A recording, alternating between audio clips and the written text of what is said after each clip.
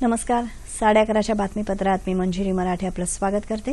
सुरुवातीला एक नजर ठळक बातम्यांवर. इजिप्तचे राष्ट्रपती आणि पंतप्रधान नरेंद्र मोदी यांच्यात बैठक सुरू. व्यापार, गुंतवणूक, दहशतवादासंदर्भात चर्चा. समाजामध्ये परिवर्तन आणि समाजाला आर्थिक संधी मिळाल्यावर समाज नक्कीच वेगानं प्रगती करतो. अरुण जेटली. वादग्रस्त आदर्श सोसायटीत राजकारणी आणि अधिकाऱ्यांच्या बेनामी सदनिका असल्याच्या प्रकरणावर सीबीआयनं सादर केलेला अहवाल समाधानकारक नसल्याचं मुंबई उच्च न्यायालयाचं मत. केंद्र सरकारच्या कामगारविषयक धोरणांच्या विरोधात देशपातळीवरील 10 कामगार संघटनांचा आज एकदिवसीय देशव्यापी संप. गणेशोत्सवाच्या काळात वाहतूक कोंडी टाळण्यासाठी गणेश भक्तांनी मुंबई गोवा राष्ट्रीय महामार्गाव्यतिरिक्त उपलब्ध पर्यायी मार्गांचा वापर करावा. रायगड जिल्हा प्रशासनाचं आवाहन. पाकिस्तानात पेशावरमध्ये दहशतवादी हल्ला. सुरक्षा दल आणि दहशतवाद्यांमध्ये गोळीबार. 4 दहशतवादी ठार. आणि अमेरिकेत केनेडी स्पेस सेंटरमध्ये इस्रायलच्या उपग्रहाचा प्रक्षेपणाच्या वेळी स्फोट.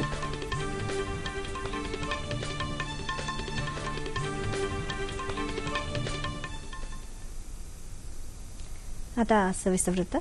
पंतप्रधान नरेंद्र मोदी आणि इजिप्तचे राष्ट्रपती अब्दुल फतेह अल सिसी यांच्यामध्ये आज हैदराबाद इथं द्विपक्षीय बैठक सुरू आहे. या बैठकीत 2 देशांमध्ये दहशतवाद, आरोग्य, गुंतवणूक आणि व्यापार या मुख्य विषयांवर चर्चा होणार आहे. पंतप्रधान नरेंद्र मोदी यांची इजिप्तच्या राष्ट्रपतींची ही 3री बैठक आहे. अल सिसी राष्ट्रपती प्रणब मुखर्जी आणि उपराष्ट्रपती हमीद अन्सारी यांचीही भेट घेणार आहेत. मागील वर्षी ऑक्टोबरमध्ये इजिप्तचे राष्ट्रपती सिसी भारत आफ्रिका संमेलनात सहभागी होण्यासाठी भारतात आले होते.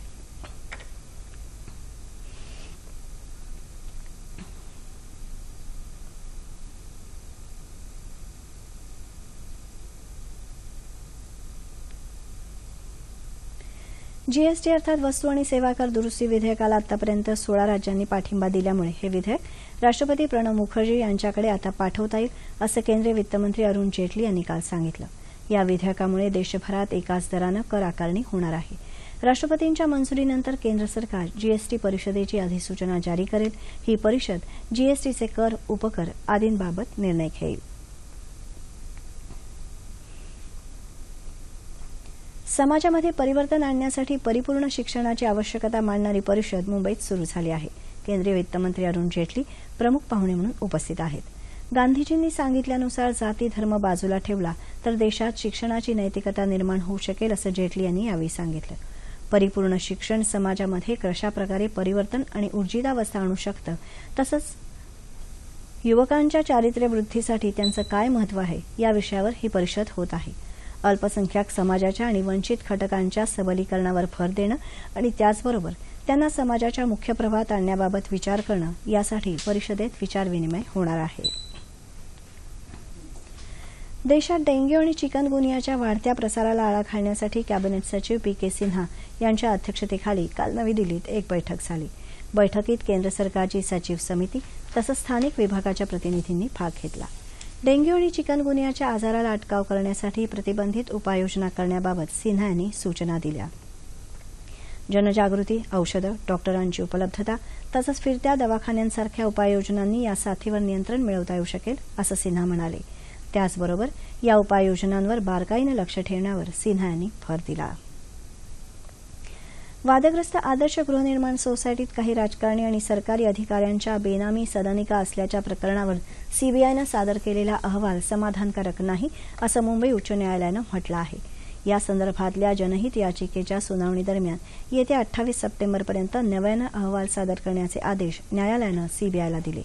आदर्श सोसायटीच्या कागदपत्रांमध्ये फेरफार करून 2 शासकीय अधिकाऱ्यांनी सदनिका मिळवल्याचा आरोप याचिकाकर्त्यानं केला असून त्यांची नावं उघड व्हावीत अशी मागणी केली आहे.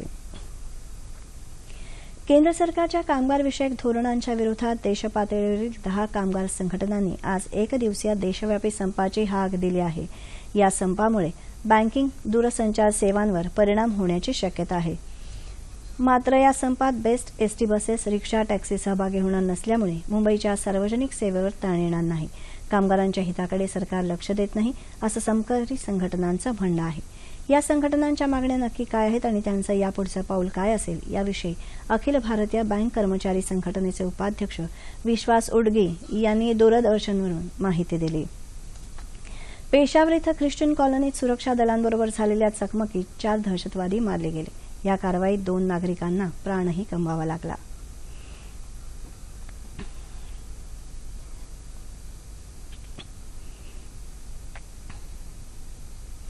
राज्य शासकीय आणि इतर पात्र कर्मचाऱ्यांना मंजूर करण्यात येणाऱ्या महागाई भत्त्याच्या दरात 1 जानेवारी 2016 पासून सुधारणा करण्याचा महत्त्वपूर्ण निर्णय वित्तमंत्री सुधीर मुनगंटीवार यांनी घेतला आहे.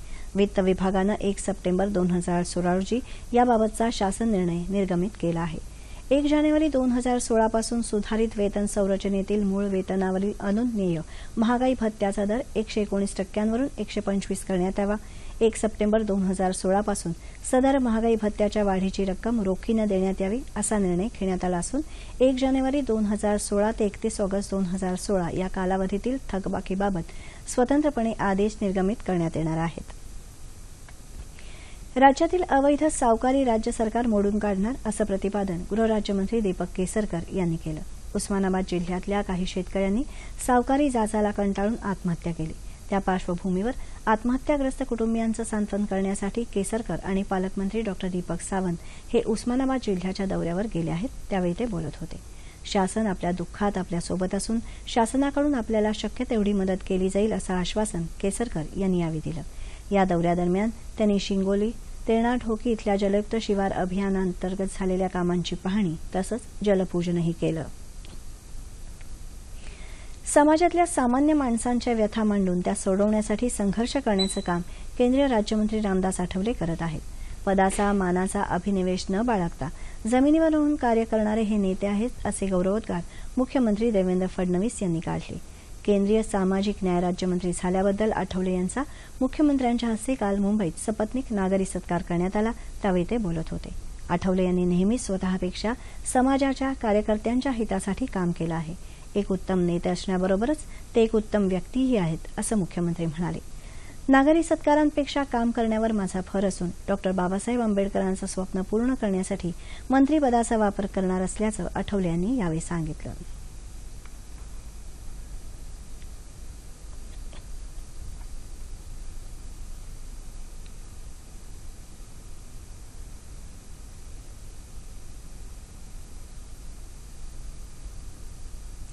गणेशोत्सवाच्या काळात मुंबई गोवा राष्ट्रीय महामार्गावर वाहनांची संख्या वाढल्यानं दरवर्षी वाहतूक कोंडीची समस्या उद्भवते. ती टाळता यावी याकरता कोकणात जाणाऱ्या गणेश भक्तांनी मुंबई गोवा राष्ट्रीय महामार्गाव्यतिरिक्त मुंबई पुणे द्रुतगती मार्गावरील उपलब्ध पर्यायी मार्गांचा वापर करावा असं आवाहन रायगड जिल्हा प्रशासनाच्या वतीनं करण्यात आलं आहे. हे पर्यायी मार्ग पुढीलप्रमाणे आहेत.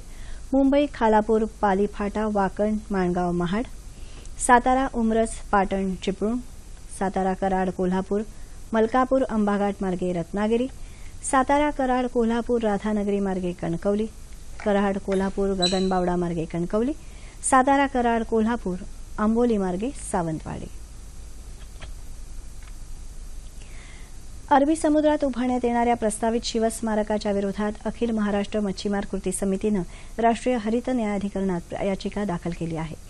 न्यायाधिकरणानं या प्रकरणी याचिका दाखल करून घेत राज्यात आणि केंद्र शासनाच्या 7 विभागांना खुलासा करण्याच्या नोटिसा बजावल्या आहेत. काल या संदर्भात समितीनं मुंबईत आयोजित पत्रकार परिषदेत ही माहिती दिली. या प्रस्तावित स्मारकाकरता परवानगी मिळवण्यासाठी कायद्याला बगल देण्यात आली तसंच दिशाभूल करण्यात आली. राजकीय हस्तक्षेप करून पर्यावरण मंत्रालयाकडून ना हरकत प्रमाणपत्र मिळवण्यात आलं असं समितीचे वकील अॅडव्होकेट असीम सरोदे यांनी सांगितलं. शिवस्मारकाबाबत नाही मात्र त्याची जागा खर्च याविषयी आक्षेप आहेत असं समितीतर्फे सांगण्यात आलं. राज्यासमोर इतके प्रश्न प्रलंबित असताना एवढा मोठा खर्च करण्याची गरज नाही असं समितीचे अध्यक्ष दामोदर तांडेल यांनी सांगितलं. गणेशोत्सवाच्या काळात परिसर स्वच्छतेचं भान सर्वांनी बाळगावं याविषयी जनजागृती करण्याच्या उद्देशानं कोल्हापूर इथं काल एका कार्यशाळेचं आयोजन करण्यात आलं होतं. यशवंतराव चव्हाण महाराष्ट्र मुक्त विद्यापीठ आणि महावीर महाविद्यालयानं स्वच्छ भारत अभियानाअंतर्गत सार्वजनिक गणेशोत्सव मंडळांच्या प्रतिनिधींना याविषयी मार्गदर्शन केलं. कोल्हापूरची जीवनदायिनी असलेल्या पंचगंगा नदीचं संवर्धन करण्याची जबाबदारी प्रत्येक नागरिकाची असून गणेश विसर्जन करतेवेळी पर्यावरणाची हानी होणार नाही याची काळजी घ्यावी असं प्राचार्य RP लोखंडे यांनी यावेळी सांगितलं. गणेश मंडळांनी मूर्तीदान करून नदीत होणारं संभाव्य प्रदूषण कमी करावं असंही ते म्हणाले. देशात कडधान्य डाळी आणि पेट्रोलजन्य पदार्थांच्या उत्पादनात जीएम टेक्नॉलॉजीचा वापर केला तर शेती अर्थव्यवस्था मजबूत होईल, असं स्वाभिमानी शेतकरी संघटनेचे नेते खासदार राजू शेट्टी यांनी सांगितलं. सांगली इथं शेतकरी परिषदेत ते काल बोलत होते. माजी महापौर सुरेश पाटील कार्यक्रमाच्या अध्यक्षस्थानी होते. बेटी कॉटनप्रमाणे तूर डाळ, हरभरा डाळ यांच्या उत्पादनात जनुकीय तंत्रज्ञान वापरलं तर या डाळी 70 रुपये किलोनं ग्राहकांना देता येणं अवघड नाही, असंही शेट्टी यांनी स्पष्ट केलं.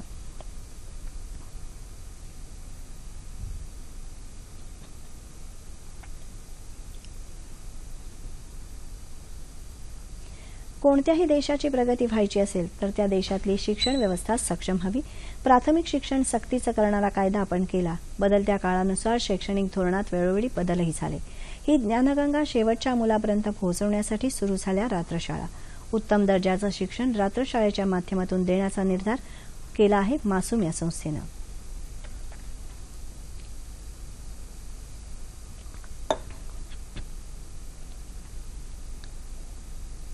कहीं ना कहीं काम करते हैं. कोई डोमेस्टिक सर्वेंट है तो कोई कहीं पे कुरियर बॉय है, कोई शॉपकीपर्स हैं. तो ऐसे बच्चे यहाँ पे पढ़ने आते हैं, बहुत ही सेल्फ मोटिवेटेड है. वो यहाँ पे नाइट स्कूल्स में इसलिए पढ़ने नहीं आते क्योंकि उनके पेरेंट्स ने भेजा है, इसलिए पढ़ने आते हैं क्योंकि उनको 10वीं की परीक्षा पास करनी है, उनको आगे जाके अच्छी नौकरी में जाना है, इसलिए वो आते हैं.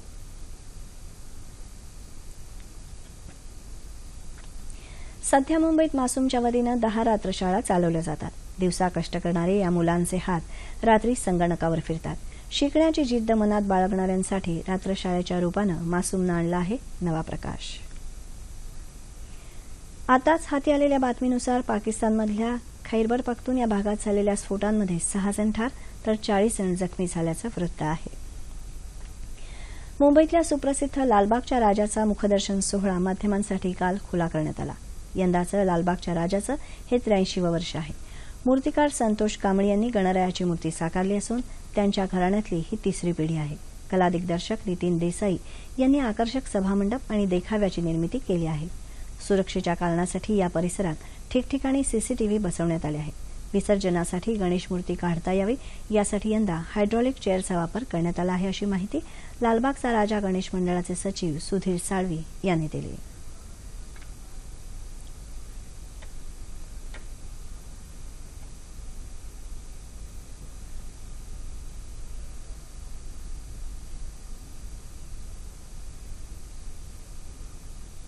आगामी काळात चलन फुगवट्याचा दर 6% कमी राहील असा अंदाज रिझर्व्ह बँकेचे मावळते गव्हर्नर रघुराम राजन यांनी व्यक्त केला आहे. रिझर्व्ह बँकेच्या प्रमुख व्याजदरात कपात करण्यासाठी आपण सर्वतोपरी प्रयत्न केले, मात्र जागतिक बाजारपेठेचा कल आणि इतर आर्थिक घटकांचा विचार करूनच हे निर्णय घेतले जातात, असं राजन म्हणाले. नवी दिल्लीत एका मुलाखतीदरम्यान ते बोलत होते. केंद्र सरकारच्या कामगारविषयक धोरणांच्या विरोधात देशपातळीवरील 10 कामगार संघटनांनी आज एकदिवसीय देशव्यापी संपाची हाक दिली आहे. या संपामुळे बँकिंग, दूरसंचार सेवांवर परिणाम होण्याची शक्यता आहे. मात्र या संपात बेस्ट, एसटी बसेस, रिक्षा, टॅक्सी सहभागी होणार नसल्यामुळे मुंबईच्या सार्वजनिक सेवेवर ताण येणार नाही. कामगारांच्या हिताकडे सरकार लक्ष देत नाही, असं संपकरी संघटनांचं म्हणणं आहे. या संघटनांच्या मागण्या नक्की काय आहेत आणि त्यांचं यापुढचं पाऊल काय असेल याविषयी अखिल भारतीय बँक कर्मचारी संघटनेचे उपाध्यक्ष विश्वास उटगी यांनी दूरध्वनीवरून अधिक माहिती दिली. संपूर्ण फायनान्शियल सेक्टर म्हणजे बँका, विमा, जेआयसी संपूर्ण बंद आहे. Reserve bank of India, IDBI, NABARD हेही सगळं बंद आहे. एकूणच कोणतेही ट्रान्झॅक्शन्स किंवा व्यवहार आज होऊ शकणार नाहीयेत किंवा झालेले नाहीयेत. संप अतिशय चांगला झाला आहे. मुद्दा 12 मागण्यांचा आहे. गेले वर्षभर सरकारला वेळ देऊन सुद्धा सरकारने एकही मागणी मान्य केली नाही. किंबहुना दिवसाकाठी 250 रुपये मिळणाऱ्या कॉन्ट्रॅक्ट लेबरला 350 रुपये देऊ एवढं सांगून त्यांनी बोलवण केलेली आहे. मात्र 18,000 रुपये किमान वेतन झाल्याशिवाय कंत्राटी कामगारांचा प्रश्न सुटू शकत नाही, अशी रोकडी वस्तुस्थिती आहे. आणि त्यामुळे किमान वेतन कायद्यामध्ये सुधारणा करून 18,000 करावी, महागाई कमी करावी, चलनवाढ कमी करावी, रोजगार वाढवावा आणि अंगणवाडी किंवा आशा वर्कर्स सारख्या ज्या लक्षावधी कर्मचारी आहेत त्यांना सरकारी सेवकाचं एक मानधन नाही तर नोकरी द्यावी, चतुर्थ श्रेणीची नोकरी द्यावी, ही आमची मागणी आहे. त्याचप्रमाणे जे बांधकाम कामगार आहेत किंवा एकूणच जे काही असंघटित म्हणून ज्याला कामगार आहेत यांचं जीवनस्तर उंचावतील अशा तऱ्हेने कायदे झाले पाहिजेत.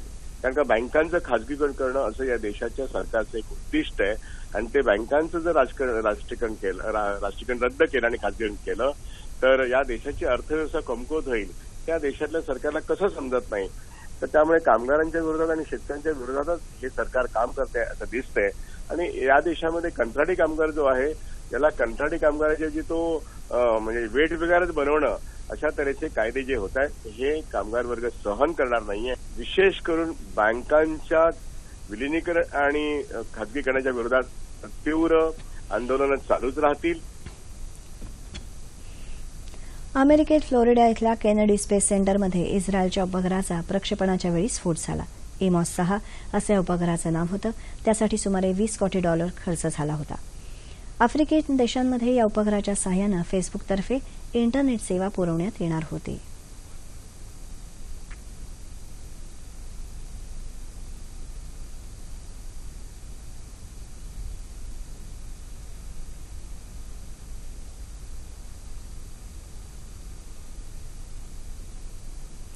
हवामान. कर्नाटक किनारपट्टी ते केरळ किनारपट्टीपर्यंत कमी तीव्रतेचा कमी दाबाचा पट्टा तयार झाला आहे. येत्या 24 तासात कोकणात बऱ्याच ठिकाणी, विदर्भात काही ठिकाणी तर मध्य महाराष्ट्र आणि मराठवाड्यात तुरळक ठिकाणी पाऊस पडण्याची शक्यता हवामान खात्यानं वर्तवली आहे. ठळक बातम्या पुन्हा एकदा. इजिप्तचे राष्ट्रपती आणि पंतप्रधान नरेंद्र मोदी यांच्यात बैठक सुरू. व्यापार, गुंतवणूक, दहशतवादासंदर्भात चर्चा. समाजाला आर्थिक संधी मिळाल्यावर समाज नक्कीच वेगानं प्रगती करतो, अरुण जेटली.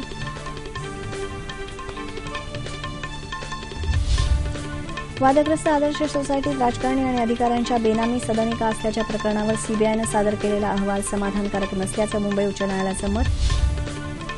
केंद्र सरकारच्या कामगारविषयक धोरणांच्या विरोधात देशपातळीवरील 10 कामगार संघटनांचा आज एकदिवसीय देशव्यापी संप. गणेशोत्सवाच्या काळात वाहतूक कोंडी टाळण्यासाठी गणेश भक्तांनी मुंबई गोवा राष्ट्रीय महामार्गाव्यतिरिक्त उपलब्ध पर्यायी मार्गांचा वापर करावा. रायगड जिल्हा प्रशासनाचं आवाहन. पाकिस्तानात पेशावरमध्ये दहशतवादी हल्ला. सुरक्षा दल आणि दहशतवाद्यांमध्ये गोळीबार. 4 दहशतवादी ठार. आणि अमेरिकेत केनेडी स्पेस सेंटरमध्ये इस्रायलच्या उपग्रहाचा प्रक्षेपणाच्या वेळी स्फोट.